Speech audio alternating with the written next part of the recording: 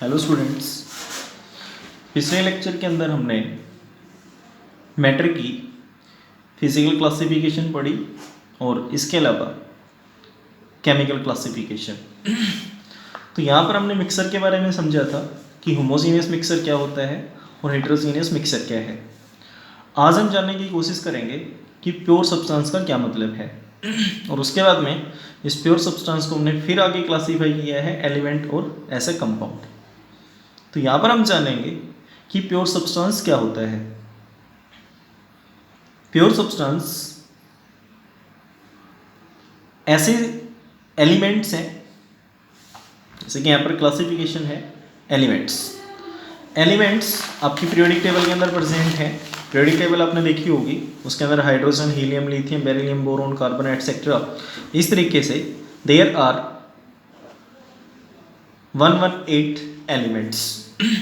तो यहाँ पर सपोज हम ये कार्बन का एटम लगा लें या फिर इसको एलिमेंट मान के चलें, तो एलिमेंट का मतलब होता है कि वो सब्सटेंस जो सिर्फ एक टाइप के एटम्स की हेल्प से बना हुआ है,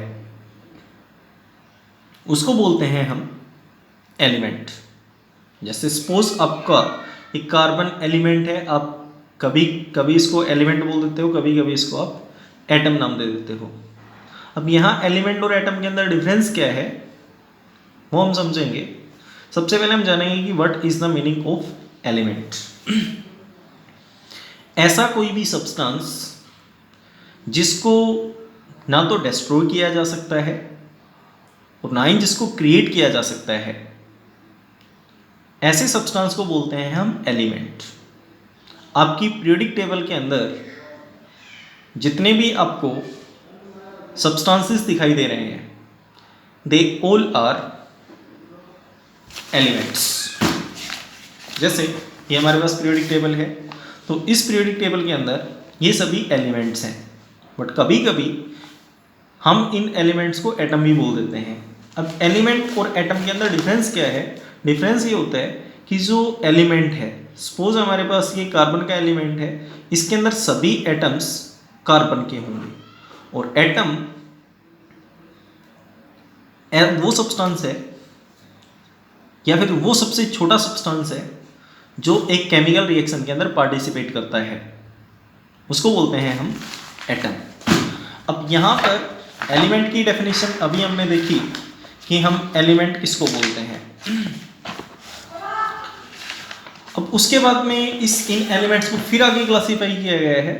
उससे पहले हम इसकी डेफिनेशन देखते हैं। A pure substance which can neither be decomposed into nor built from simpler substances by ordinary physical और केमिकल मेथड। डेफिनेशन का मतलब सेम ही है। डिकम्पोज का मतलब होता है डिस्ट्रॉय करना या फिर तोड़ना, बिल्ड का मतलब होता है बनाना। मैंने डेफिनेशन बताई कि वो pure substance which cannot be destroyed और created by any ordinary physical और chemical method, that kind of substance is known as element. तो यहाँ पर डिकम्पोज का मतलब होता है तोड़ना और बिल्ड का मतलब होता है बनाना। ठीक है, जैसे ये आपके कॉमन एग्जांपल्स हैं hydrogen, oxygen, nitrogen, sulphur, iron, lead, gold, mercury etcetera. तो यहाँ पर 114 एलिमेंट्स दिखा रखे हैं, वैसे एक्चुअली में है ये 118 एलिमेंट्स। अब यहाँ पर जितने भी एलिमेंट्स हैं 118 है फिर 114, तो इन एलिमेंट्स के अंदर जो 92 एलिमेंट्स हैं वो नेचुरली मिलते हैं, और उसके बाद के जो दूसरे एलिमेंट्स हैं वो हैं मैन मेड, मीन आर्टिफिशियल्स। ठीक है, अब यहाँ पर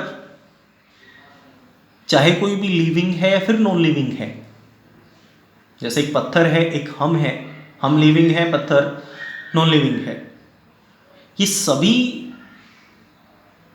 जो हमारे पास लिविंग या नॉन लिविंग है वो सब के सब इन एलिमेंट्स की हेल्प से बने हुए हैं। हम भी एटम्स की हेल्प से बने हैं, और उधर जो नॉन लिविंग्स है they are also composed of atoms, but इनके जो कंपोजिशन है या फिर इनका जो रेशियो है उसके अंदर डिफरेंस आता है। जैसे हमारी अर्थ है, उसके अंदर बहुत सारे एलिमेंट्स हैं, बट लगभग अर्थ की क्रस्ट का 99% बनाते हैं सिर्फ 20 एलिमेंट्स, जिसके अंदर सबसे ज़्यादा पाया जाता है ऑक्सीजन अर्थ के अंदर, दूसरा silicon, aluminium, iron, calcium, sodium, potassium, hydrogen, chlorine, carbon etcetera. अब उसके बाद में एलिमेंट को क्लासीफाई किया गया है। एलिमेंट होते हैं 3 टाइप के, एक होता है मेटल, दूसरा नॉन मेटल और तीसरा मेटलॉइड। देखिए मेटल, नॉन मेटल और मेटलॉइड में डिफरेंस क्या होता है, इसके लिए हमें देखनी पड़ेगी आपकी पीरियोडिक टेबल। सबसे पहले हम समझते हैं what is the meaning of metal.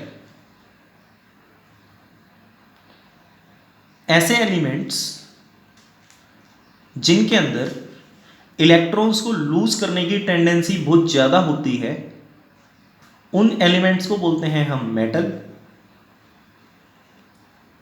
इसके साथ साथ उनके अंदर कुछ प्रॉपर्टीज होंगी, जैसे वो लस्टर शो करते हैं, मैलिएबल होंगे, डक्टाइल होंगे, ठीक है। और जिनके अंदर इलेक्ट्रॉन्स को लूज करने की टेंडेंसी होती है उनको बोलते हैं हम इलेक्ट्रोपॉजिटिव एलिमेंट्स।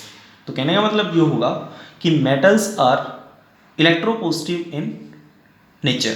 पीरियोडिक टेबल के अंदर इस लेफ्ट हैंड साइड के ऊपर जो एलिमेंट्स हैं वो मेटेलिक प्रॉपर्टी शो करते हैं, जैसे lithium, sodium, potassium, rubidium, caesium, francium etcetera, beryllium, magnesium, calcium, strontium, barium.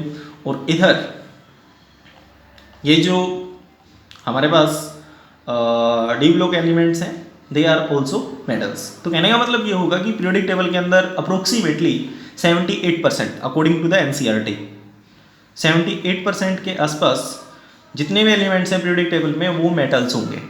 उसके बाद में next one is the non metal. Non metal metal के कंपैरिजन में इलेक्ट्रॉन को गेन करने की टेंडेंसी रखता है, जैसे मेटल्स इलेक्ट्रॉन को लूज करने की टेंडेंसी रखते हैं, बट नॉन मेटल्स इलेक्ट्रॉन को एक्सेप्ट करने की टेंडेंसी रखते हैं। और जो इलेक्ट्रॉन्स को गेन करता है फिर एक्सेप्ट करता है वो होता है इलेक्ट्रोनेगेटिव। अब यहाँ पर राइट हैंड साइड के अंदर जो एलिमेंट्स हैं वो आपके इलेक्ट्रोनेगेटिव रहेंगे, जैसे ये ऑक्सीजन, नाइट्रोजन, फ्लोरीन वगैरह हैं, they are classified into the non metals. उसके बाद में नेक्स्ट है हमारे पास मेटलॉइड्स। मेटलॉइड्स पीरियोडिक टेबल के अंदर वो एलिमेंट्स होते हैं जिनके अंदर मेटल और नॉन मेटल दोनों की प्रॉपर्टीज हों, उसको बोलते हैं हम मेटलॉइड्स। तो ये एक एक डेफिनेशन हम देखते हैं। The elements are generally solids and possess characteristics such as bright, luster, hardness, ability to conduct electricity and heat. These are generally malleable, can be beaten into thin sheets, ductile, can be drawn into wires. Some common examples of metals are copper, iron, silver, etc. About 80%, यहाँ पर 80% है, but NCERT that is 78% के आसपास, more than 78%। ठीक है, तो यहाँ पर डेफिनेशन अलग तरीके से है, और जो मैंने आपको डेफिनेशन बताई वो एक साइंटिफिक डेफिनेशन है। और इनके अंदर इलेक्ट्रॉन को लूज करने की टेंडेंसी क्यों होती है, इसका कारण ये होगा कि मेटल्स को अपना ऑक्टेट पूरा करना है, और जब तक वो अपने इलेक्ट्रॉन्स को लूज नहीं करेंगे तब तक उनका जो ऑक्टेट है वो पूरा नहीं होगा। ये आपको आगे समझाया जाएगा डिटेल में। Next one is the non metal. These elements are generally non lustrous, brittle and poor conductors of heat and electricity. तो ये होंगे आपके नॉन मेटल्स। कुछ एग्जाम्पल्स हैं carbon, hydrogen, oxygen, nitrogen etcetera. ठीक है, और ये इलेक्ट्रोनेगेटिव होंगे, ये चीज़ ध्यान रखना। Non metals are electronegative and metals are electropositive. और ये इलेक्ट्रिसिटी और हीट को कंडक्ट करेंगे, बट ये नहीं कर पाएंगे क्योंकि इनके पास मूव करने के लिए एक्स्ट्रा इलेक्ट्रॉन्स होते हैं, बट इनके पास नहीं होंगे। Next one is the metalloid. These are elements which have characteristics common to both metals and non metals. Metal और नॉन मेटल के बीच में जो रहेंगे वो आपके हैं मेटलॉइड्स, जैसे सिलिकॉन है, आर्सेनिक है, बिस्मिथ, एंटीमनी एटसेट्रा। ये आपको यहाँ से देखने को मिल सकते हैं, ये रहे। ठीक है, सिलिकॉन है, जर्मेनियम है, एंटीमनी है, बिस्मिथ है। ठीक है, ये वाली जो सीक्वेंस होगी ये आपकी मेटलॉइड्स की होगी, मतलब ये नॉन मेटल और मेटल के बीच में एग्जिस्ट करते हैं। ओके, तो इस तरीके से ये था हमारे पास एलिमेंट्स का क्लासिफिकेशन। उसके बाद में नेक्स्ट है कंपाउंड। ये भी प्योर सब्सटेंस होता है। तो यहाँ पर ये तो हमने देखा कि हाइड्रोजन है, कार्बन है, नाइट्रोजन है, ये सारे प्योर सब्सटेंस हैं। बट अगला हम समझेंगे कि व्हाट इज द कंपाउंड, और इसको हम प्योर सब्सटेंस कैसे बोल सकते हैं। देखिए, जैसे ये H2O है, या फिर C6H12O6 है, या फिर कोई भी हम दूसरा ले लें कंपाउंड, जैसे कॉपर सल्फेट है। ठीक है। या फिर हम ले लें DNA, RNA एटसेट्रा, कोई भी। तो अब इनको हम प्योर सब्सटेंस कैसे बोल सकते हैं? जैसे इसके अंदर एक तो हाइड्रोजन है और दूसरा ऑक्सीजन है, और इधर कार्बन, हाइड्रोजन और ऑक्सीजन 3 है, बट ये फिर भी प्योर सब्सटेंस है। क्योंकि हम ऐसे कंपाउंड्स या फिर केमिकल कंपोजिशन को भी प्योर सब्सटेंस बोल सकते हैं जिनके अंदर दो या फिर दो से ज्यादा अलग अलग एटम्स का जो कंपोजिशन रेशियो है वो डेफिनेट हो, वो भी एक प्योर सब्सटेंस है। जैसे ये H2O है। अब ये H2O पानी, चाहे समुद्र में है या फिर बरसात का पानी है या फिर कहीं पे भी है, इसकी रेशियो हमेशा सेम रहेगी, दैट इज 1:8। हाइड्रोजन का एटॉमिक मास है, 2 हाइड्रोजन का 2 हो जाए 2 होगा, और 1 ऑक्सीजन का होगा 16। जब इसको हम सोल्व करेंगे तो 1:8 आएगा, ठीक है। तो ये H2O हमेशा एक डेफिनेट प्रोपोर्शन में प्रेजेंट होगा अलग अलग एलिमेंट्स के। तो इस वजह से ये भी एक प्योर सब्सटेंस की तरह काम करेगा। सेम चीज़ यहाँ पे होगी। जैसे ग्लूकोज है C6H12O6, this is the formula of glucose as well as of fructose, ठीक है। तो ये भी हमारे पास प्योर सब्सटेंस है। तो यहाँ पर कंपाउंड क्या होता है, इसकी डेफिनेशन सुनिए। A substance which is obtained by the union of 2 or more elements in a definite proportion by weight and into which it may be decomposed by suitable chemical methods।